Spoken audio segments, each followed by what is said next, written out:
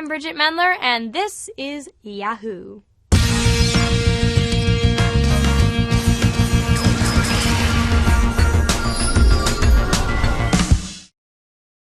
What they're surprised about is how I sing, not just even my personality, because on the show I had a few times when I sang a little bit, but I distinctly wanted to make sure that I wasn't singing like how I would sing myself, because those aren't songs that I would sing, that's not my delivery, it's a character. And the same happened in the movie Lemonade Mouth that I did, because that character was a singer, but those are different songs and it has its own delivery. So I really enjoyed putting together my own album and finding my own sound. And, you know, I enjoy that people might be a little shocked or that's not what they expect. But, you know, this is the first time that I feel like I'm really singing for myself. So fans of that will enjoy that. I like singing low. I think that's fun. I'm trying to stretch lower. Maybe I should just talk really low for now.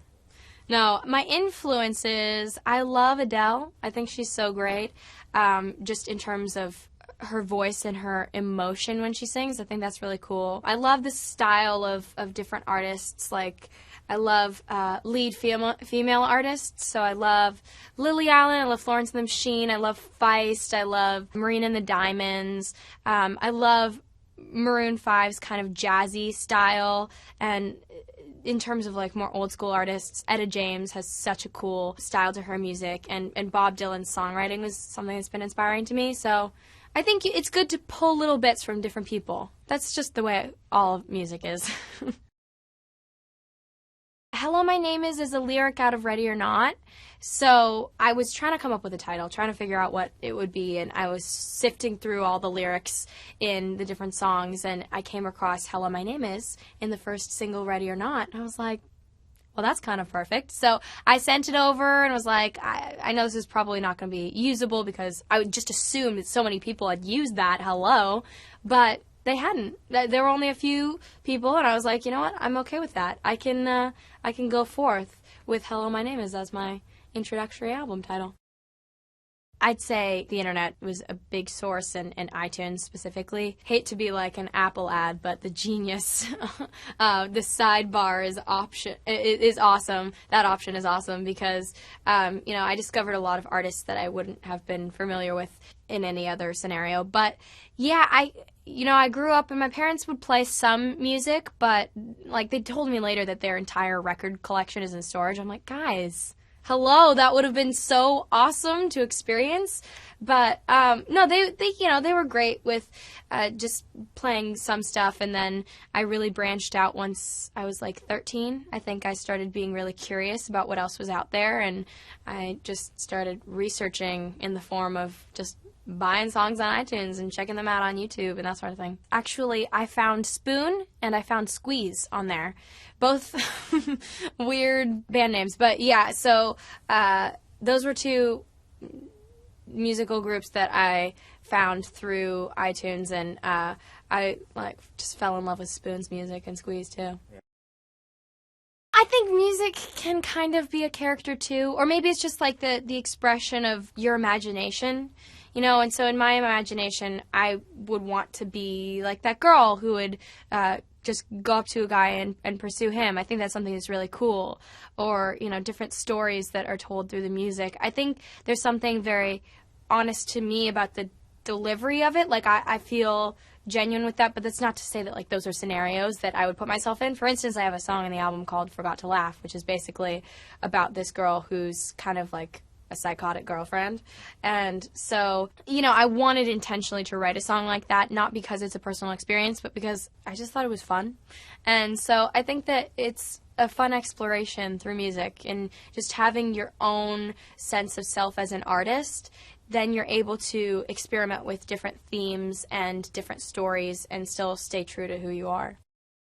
I love the Fugees, and I think that they definitely deserve their respect, and, like, you know, they did that song, and that's what a lot of people know it as, and the Delphonics before them, and so it was definitely intentional. I want to make that clear. What do they say? Imitation is the greatest form of flattery. I think it's an awesome song, and so we decided to just interpolate that, and I love doing that sort of thing, and just taking pieces of a song and turning it into something different entirely. So For those who are watching, I did that on purpose.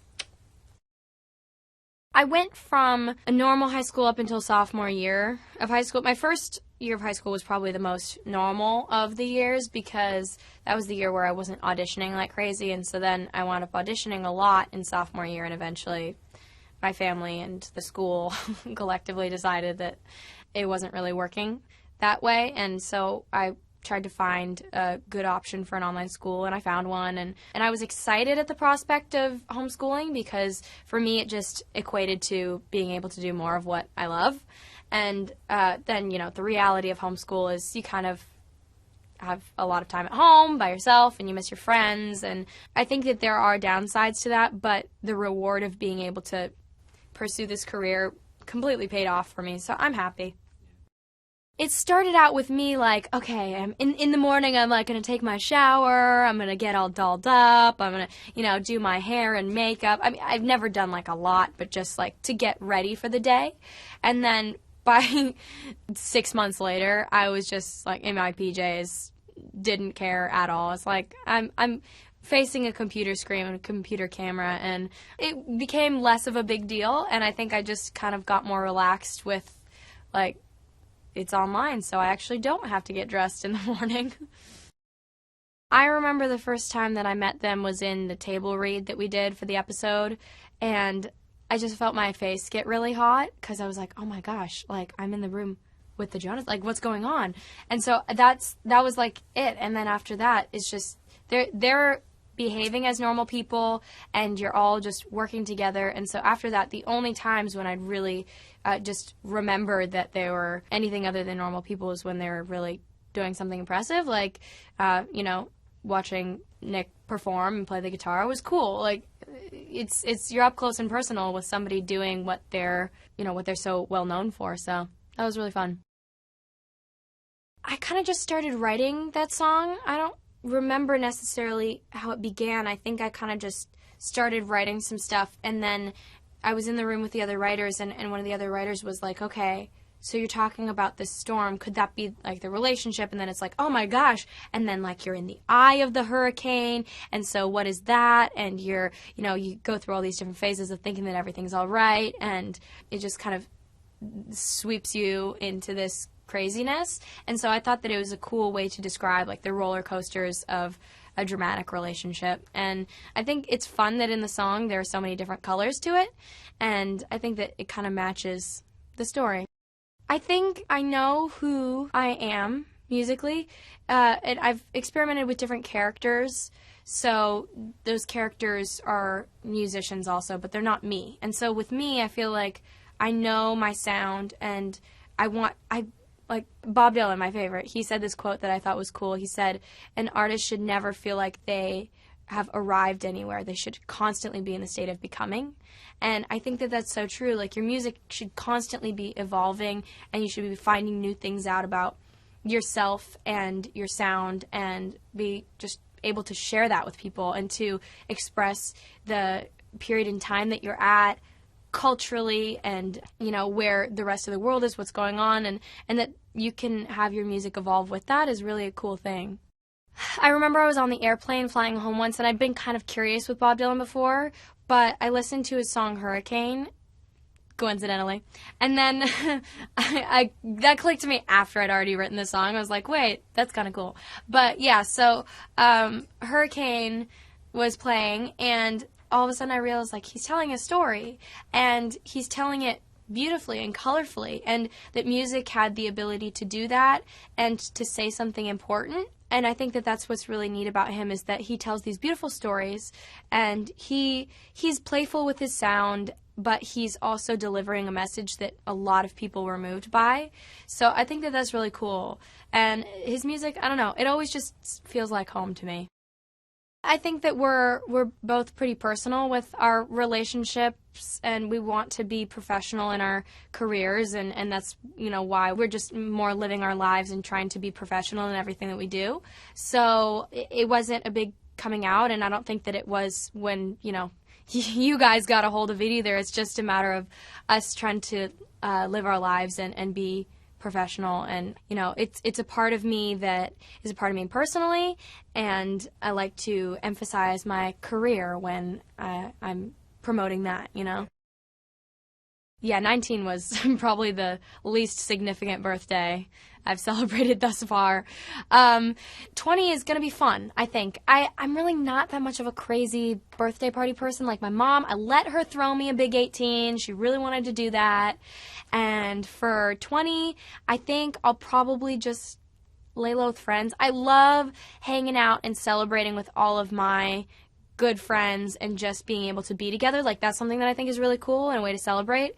But I get like uncomfortable when it's reflecting on me. Like I don't want it to be like I'm not going to ride out on Egyptian men on a pillow.